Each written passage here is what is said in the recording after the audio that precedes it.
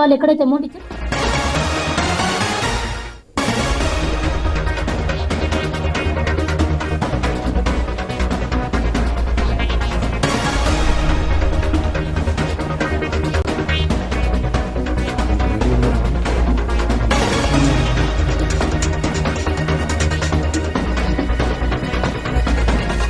జూబ్లీహిల్స్ లో 5th round కొనసాగుతోంది. 5వ రౌండ్ లెక్కింపులు కొనసాగుతున్నాయి. సో తొలి రౌండ్ లో కాంగ్రెస్ పార్టీకి 8,911 ఓట్లు వచ్చినాయి. సో రెండో రౌండ్ కి వచ్చేసరికి కూడా కాంగ్రెస్ పార్టీ ఆధిక్యం కొనసాగింది. సో ఇప్పటివరకు 4 రౌండ్లు పూర్తయ్యేసరికి కాంగ్రెస్ పార్టీకి 9,000 పైచిలకు లీడ్ లో కొనసాగుతోంది. మొత్తానికి 4 రౌండ్లు అయిపోయి 5వ రౌండ్ కౌంటింగ్ నడుస్తోంది. సో మొత్తానికి వన్ సైడెడ్ గా జూబ్లీహిల్స్ ఎలక్షన్ రిజల్ట్ కనిపిస్తోంది. నవీన్ యాదవ్ ఇంటి దగ్గర ఇప్పటికే సెలబ్రేషన్స్ కు సిద్ధమవుతున్నారు. కాంగ్రెస్ పార్టీ నాయకులు, నవీన్ యాదవ్ అనుచరులు అందరూ కూడా ఆయన ఇంటికి చేరుకుంటున్నారు. సో బీఆర్ఎస్ పార్టీ కానీ ఇంకా ఇతర మిగతా పార్టీలు ఇండిపెండెంట్లు ఎవరైతే ఉన్నారో వాళ్ళ కౌంటింగ్ సెంటర్ ని వదిలి కూడా వెళ్తున్నారన్నట్టుగా తెలుస్తోంది. కరెస్పాండెంట్ స్వామి అందించినటువంటి ఇన్ఫర్మేషన్ ప్రకారం సో 4 రౌండ్లు పూర్తయ్యేసరికి అక్కడ 9,000 లీడ్ తోటి కాంగ్రెస్ పార్టీ కొనసాగుతోంది. సో ప్రస్తుతానికి 5వ రౌండ్ కొనసాగుతోంది. ఇంకా కేవలం 5 రౌండ్లు మాత్రమే మిగిలింది. సో మోస్ట్లీ ఇంకొక 1 అవర్ లో అంటే ఆల్మోస్ట్ ట్రెండ్ వచ్చేసిందనే చెప్పాలి. కాంగ్రెస్ పార్టీ లీడ్ లో కొనసాగుతోంది. ఇంకా విజయం చేరువలో ఉన్నట్టుగా ప్రస్తుతానికైతే అనిపిస్తోంది. బట్ చూడాలి చివరి నిమిషం వరకు ఏం జరుగుతుంది. But the main segments Rahmat Nagar, Borabanda, Yousufguda ఈ 3 సెగ్మెంట్సే ప్రధానమైనటువంటి బలం. కృష్ణనగర్ ఈ పరిసర ప్రాంతాలన్నీ కూడా ఇవే కంచుకోట నవీన్ యాదవ్ కు. సో అక్కడే గెలుపు ధీమా ఎక్కువగా ఉండేటువంటి అవకాశాలు ఉన్నాయి.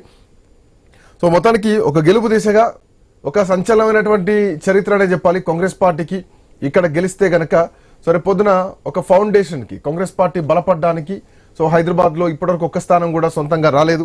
అంటే బై ఎలక్షన్ లో గతంలో లాస్య నందిత తర్వాత వచ్చినటువంటి ఎన్నికల పరిస్థితులు వేరు. అంతకుముందు కంటోన్మెంట్ సాయన్న మరణం తర్వాత మళ్ళీ బీఆర్ఎస్ పార్టీ గెలవడం, తర్వాత మళ్ళీ కాంగ్రెస్ పార్టీ రావడం. సో ఇదంతా ఒక ఎపిసోడ్ సంథింగ్ వెరీ డిఫరెంట్. అప్పుడున్నటువంటి లోక్సభ ఎన్నికల పరిస్థితులు కూడా. అండ్ కమింగ్ టు ఇప్పుడు వచ్చేటువంటి ఎన్నిక మాత్రం కాంగ్రెస్ పార్టీకి ఒక జీవన మరణ సమస్య. దాంట్లో అభ్యర్థి బలం మీద, అభ్యర్థి చరిష్మా మీద, అభ్యర్థి మీద ఉన్నటువంటి సింపతి చాలా వరకు కాంగ్రెస్ పార్టీకి కలిసి వచ్చిందని చెప్పాలి. ఎందుకంటే గతంలో 3 సార్లు పోటీ చేసి ఓడిపోవడం, ఆయనకంటూ ఒక ప్రత్యేకమైనటువంటి ఓటు బ్యాంక్ ఉండడం, సో ఆయనకంటూ సొంత మనుషులు ఉండడం, ఆ ఏరియా స్థానికుడై ఉండడం, తో పాటు బీసీ సామాజిక వర్గానికి చెందిన వ్యక్తి అయి ఉండడం, ఇవన్నీ కూడా అక్కడ స్థానికంగా నవీన్ యాదవ్ కలిసి వచ్చేటువంటి అంశాలు. బీఆర్ఎస్ పార్టీ కూడా చాలా తీవ్రంగానే ప్రయత్నం చేసింది. కేటీఆర్ 1 మెన్ షోగా చేయడం జరిగింది.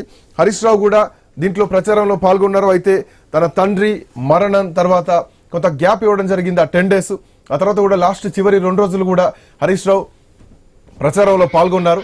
బట్ ఏదేమైనా కానీ మాగంటి సునీతకి మాగంటి గోపీనాథ్ సెంటిమెంట్ ఒకవైపు, గతంలో 3 సార్లు గెలిచినటువంటి వ్యక్తి మాగంటి గోపీనాథ్. సో ఆ విజయాన్ని, ఆ పరంపరను బ్రేక్ చేసింది వాళ్ళ కాంగ్రెస్ పార్టీ. స్థానికతకు తో పాటు అభ్యర్థికి అక్కడ కొంత ప్రజలు ఎడ్జ్ చూపించారు, మొగ్గు చూపారన్నది మాత్రం కనిపిస్తోంది.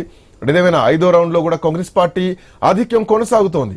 4 రౌండ్లు పూర్తయ్యేసరికి 9,000 ఓట్ల లీడ్ తో కాంగ్రెస్ పార్టీ కొనసాగుతోంది. సో ప్రస్తుతానికి 5వ రౌండ్ లో కాంగ్రెస్ పార్టీ అయితే ఆధిక్యం కొనసాగుతోంది. రైట్, ఇక అంశం అట్లా ఉంటే బీహార్. సో బీహార్ చాలా ఇంట్రెస్టింగ్ నడుస్తోంది. చాలా రోజుల నుంచి ఒక్కొక్క నానుడి బాగా పోయింది. ఈసారి ఖచ్చితంగా తేజస్వి యాదవ్ ముఖ్యమంత్రి కాబోతున్నారు. సో ఇండియా అలయన్స్ గెలవబోతోంది, మహాగఠబంధన్ ఈసారి ఖచ్చితంగా విజయం సాధించబోతోంది. ఒకవేళ అదే జరిగితే దేశ రాజకీయ ముఖ చిత్రంలో భారీ మార్పులు జరగబోతున్నాయన్నది ప్రధానంగా వినిపించినటువంటి అంశం. బట్ గెలవబోతున్నాం, ఇన్ని సీట్లతో ఎన్డీఏ గెలవబోతోందని అమిత్ షా చేసిన ప్రచారం కానీ, మోడీ చేసినటువంటి ప్రచారానికి తగ్గట్టుగా ఏదైతే ఎగ్జిట్ పోల్స్ రావడం జరిగిందో, ఎగ్జిట్ పోల్స్ అంచనాలకు తగ్గట్టుగానే రిజల్ట్స్ కూడా కనిపిస్తున్నాయి. సో పాట్నాలో కూడా ఎన్డీఏ ప్రభుత్వం ఏర్పడుతుందంటూ కూడా ఇప్పటికే అనంత్ సింగ్ ఇంటి దగ్గర వేడుకలు కూడా ప్రారంభమయ్యాయి. మరోవైపు